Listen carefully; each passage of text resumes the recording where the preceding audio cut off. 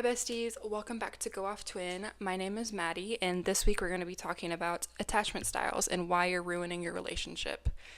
If you have no idea what I'm talking about, you're like, attachment styles, that makes no sense. Don't worry, we're going to get into it. So this all kind of started, my experience with this is I took a relationships and marriage class. I think it was my first year of college, thinking it was going to be an easy A. Go in, do a couple little discussion posts, listen to a couple lectures, read a book or two, learn about the love languages, easy stuff like that. But we got into some really deep topics about marriage and domestic violence, and then we talked about attachment theories. And I remember being in this class and going through these different styles and being like, okay, like this makes a lot of sense. This connects this thought. This is why this person acts this way. Everything is just starting to make sense. And I remember literally writing in my notes as she was talking things that were connecting to me and making sense to me. And I was like, oh my gosh, like this is why I act like this. This is why with my partner I act like this, with my family, with whoever, that I act this way.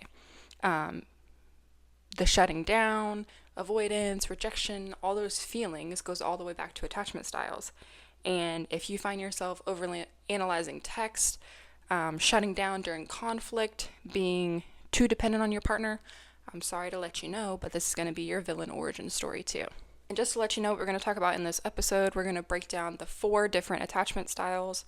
We're going to talk about how they shape your love life, whether it's for good or bad, the sneaky ways you might be self-sabotaging yourself and your love life because of this, and how to actually heal so you stop playing yourself. So attachment styles aren't random. They start way before your first crush or your first relationship. They actually start from birth. Your first relationships you ever form are with your caregivers, with your parents, your mom, your dad, whoever was taking care of you when you were born. This is your first relationship. And I know people get tired of hearing like, oh, it's because of your childhood, or blaming your childhood or your childhood trauma. But this really is due to your childhood. So just hear me out. The first attachment style that we're going to talk about is secure attachment. People with this attachment style, their caregivers were consistent. They were taking care of them. They met their needs. They comforted you. They made you feel safe. That's the biggest part of this, is that they made you feel safe. And that leads to now you feel comfortable loving and giving love and being intimate because you feel safe. The next form of attachment is anxious attachment. This means that your caregivers were inconsistent. Sometimes they were loving, sometimes they were distant. You never knew what to expect. You were fighting for your life. They were giving you love, they were arguing, they were yelling. You didn't know what was going on. The next form is avoidant attachment.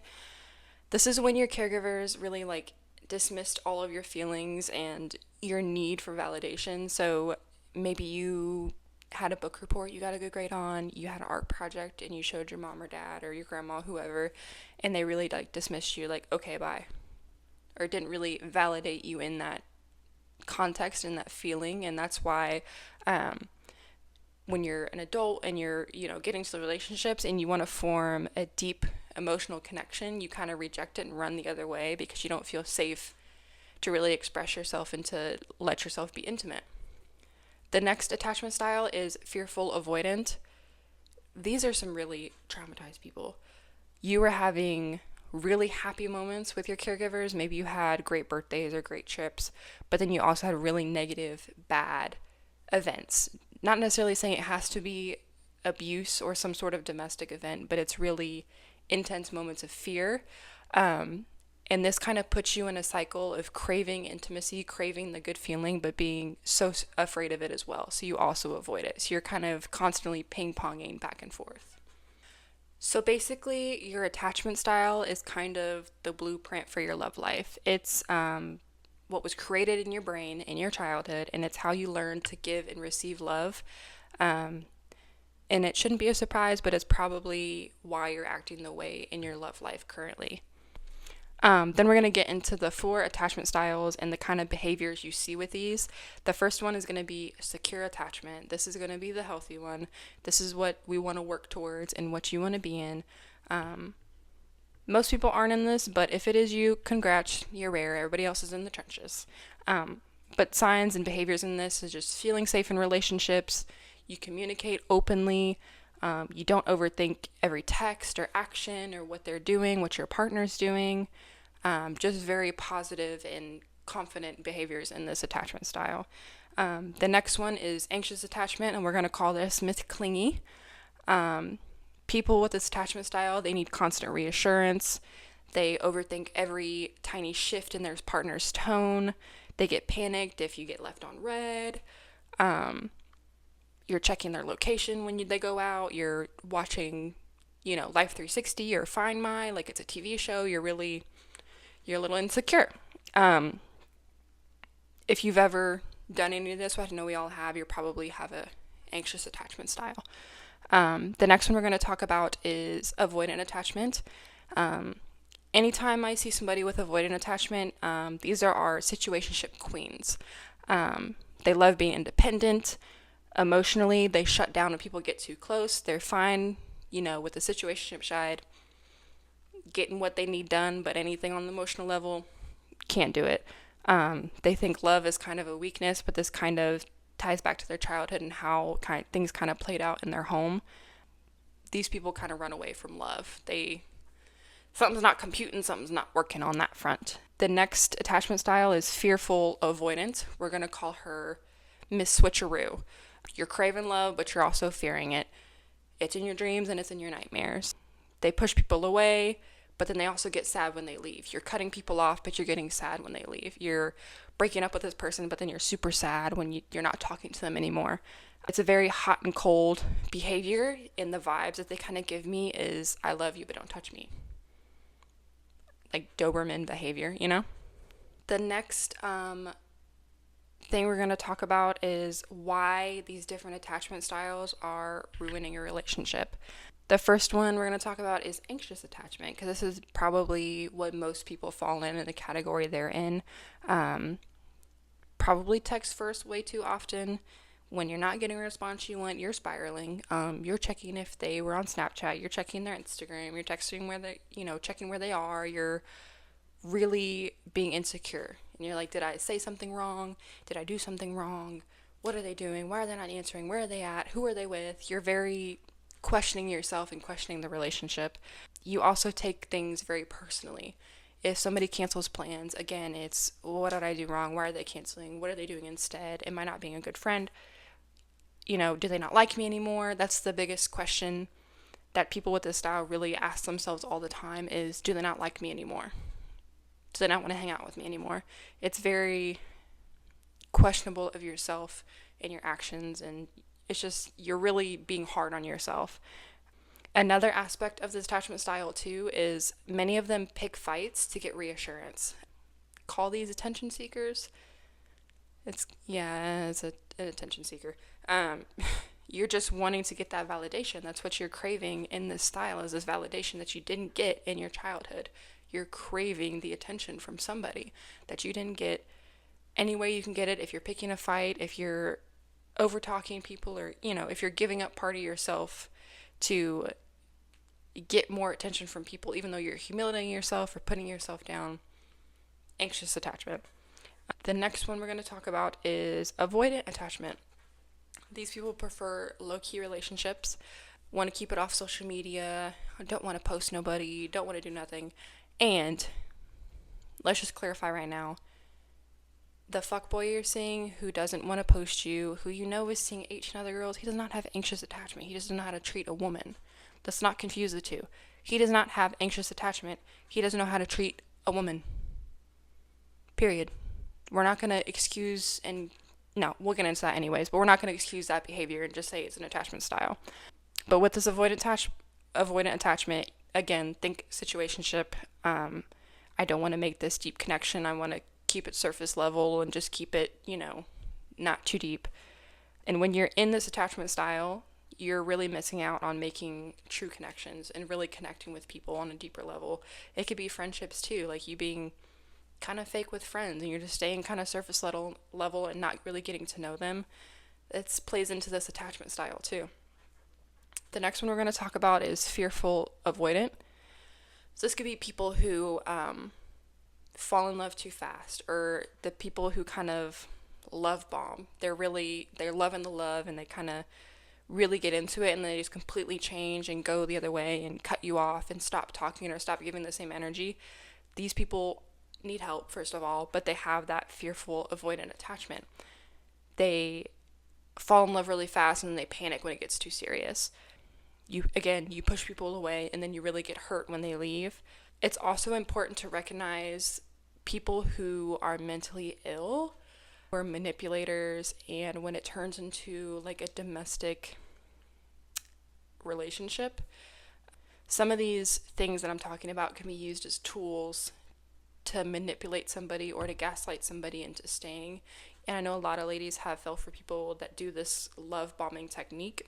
And again, an attachment style is not an excuse for how you treat somebody. It's not an excuse for, your relationship. You can't act a certain way and do these things and then say, well, my mom and dad didn't love me. There has to be a certain point when you turn into adult where you can take accountability for these things. You can't always say, my dad didn't tell me he loved me enough. Come on, baby. We're grown. You can't use that excuse anymore. And that's the biggest thing about trauma and what's happened to you. There's a point in time you have to take accountability for what you're doing now. You can still have feelings for what happened to you and how it's made you the person you are today, but you can't let it affect your life in the future and let it affect how you're treating people. That's an excuse. Call me I'm wrong if I'm wrong, but you treating people shitty and you treating the person you love like they're a bag of dirt and you're doing this love bombing and you're gaslighting all these women, you're doing all these things, you cannot use your child. There's no excuses. You're an adult. You're your own person. Heal that shit and move on. You cannot treat people like this. And just a little bit, before I kind of worked on myself, I had a very anxious attachment.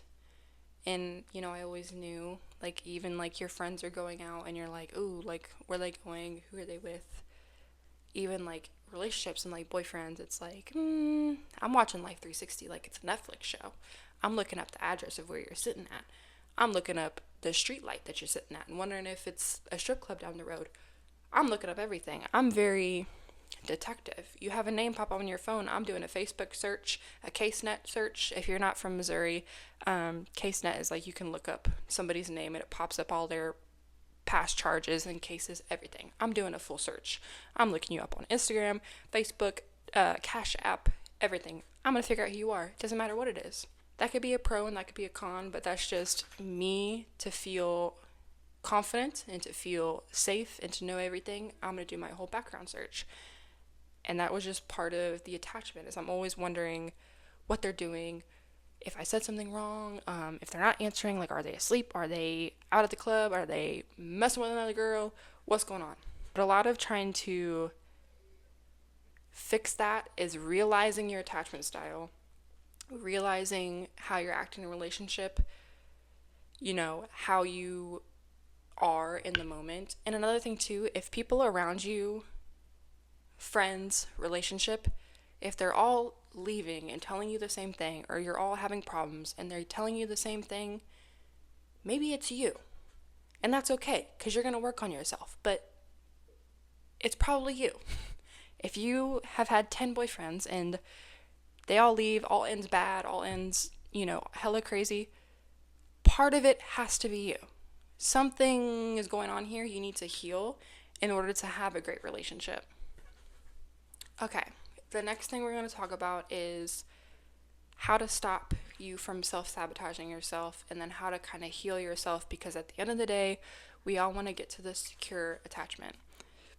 The first step that we just talked about is recognizing your patterns, recognizing your behaviors.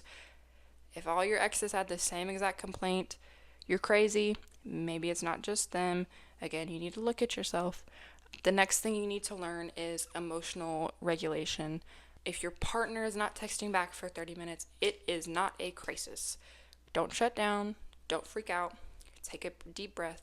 Go work on something else. Go do the dishes. Go drink some water, bitch. Go drink some water. Go take a walk outside. Go do something else. Stop thinking about that man. Stop thinking about that girl. Take a breath. It's okay. He probably fell asleep, or he's probably on the toilet shitting. Take a breath, okay? It's fine. The next thing we need to work on, yes, you, is communicating like a normal person. If your man is telling you, your woman's telling you, oh, I'm going to go have dinner with the boys, or I'm going to go out to this restaurant with them. Why are we saying have fun? Okay, cool. Okay, have fun. Stop saying that. Stop being passive aggressive. No, quit that. What you can say is, and I know you feel it, I feel a little insecure. I just need some reassurance before you go out tonight. Stop being petty. Just tell this man or woman what you need. Stop being petty. And with that, the next thing you need to practice is self-soothing. You need to figure out what to do on your own. If you're being too dependent, if you're really focused on this other person, you need to figure out what to do on your own. You have to be able to be happy on your own, and when you're in a relationship, it's supposed to add to your happiness, not take away from it. You stressing is making you lose hair, and you're losing happiness. So we need to self-soothe. Read a book. Go hang out with your girlfriends. Go do something else. Be positive. Another big part too is going to therapy and doing some self-work. Because bestie, if you don't heal these feelings you have towards your childhood, if you don't recognize how these feelings are playing into how you are and who you are now, you're going to keep sitting in this cycle and repeating it with different people. If you don't break the cycle and realize what's wrong, acknowledge it and move on, not commit the same behaviors, you're going to keep repeating the cycle. That doesn't help anybody. It's not going to help you. It doesn't help relationships. It's just all around bad. You're not helping anything. People with an avoidant attachment style or a fearful attachment style, we need to work on trusting people, let people in, practice trust. I know it's hard and you don't want to, but you just need to realize and recognize that you're cutting these people off, that you're, not really letting anybody in. That's hurtful. You need somebody to kind of listen to you. You need, to make these connections, and you're missing out on so much because you're not giving it the effort. And it's okay to mess around. It's okay to have people that are surface level, but you have to have people, you can spend the rest of your life with, that you can, do what you want to do and have these meaningful connections. You got to give it a chance. If you're messing around with somebody, all power to you, but just get to know them a little better. Add little pieces in. Like maybe you want to mess around with somebody and you only know their name. Learn their favorite food. Learn what book they read. Learn what show they like to watch. Learn something. Get a little more deep involved into it. Doesn't even have to be meaningful, but just to practice kind of getting close to somebody. And if you have a fearful avoidant, baby, you need therapy. I'd say to do that first. You need to heal what happened to you in your childhood. I'm so sorry it happened to you, and I'm so sorry it's affecting you now, but you have to go to therapy. You're not going to fix it until you go and talk and work these things out. And sometimes you need somebody sitting from the outside to tell you what you can't see and connect the dots for you. Especially when you're in this state of fear and excitement, you have to have somebody there to guide you. So I'm telling you, yes, love is great. Yes, you want love so bad. You need to go fix some things first. And that should be everybody. Before you get into a long-term relationship, go fix yourself. Why are you wasting this person's time? When you got problems and you got things you need to work on, get yourself together first. If you want to have a successful relationship, you want to have a happy, no nonsense, you love this person relationship, heal yourself. Work on yourself. I'm not saying you have to be all the way healed and not have stuff you're still bitter about and you're still working on. Be in therapy. Have something worked out. Be confident in yourself, or you're only going to sabotage your relationship. There's so many people who get married and are unhappy because they haven't healed what happened to them as a child. And I know there was a certain time frame where it wasn't okay, especially for men, to talk about their feelings and to show emotion, but it's 2025. Like, everybody can go to therapy and cry. You gotta work it out. Go to therapy. Get it worked out. Figure out what your attachment style is in therapy. How you can change it. How you can stop self-sabotaging yourself. Give these people a chance. You deserve the best chance you can. These people that you go on dates with, that you want to form these connections with, they deserve a 100% version of yourself. They deserve a good chance, a straightforward chance.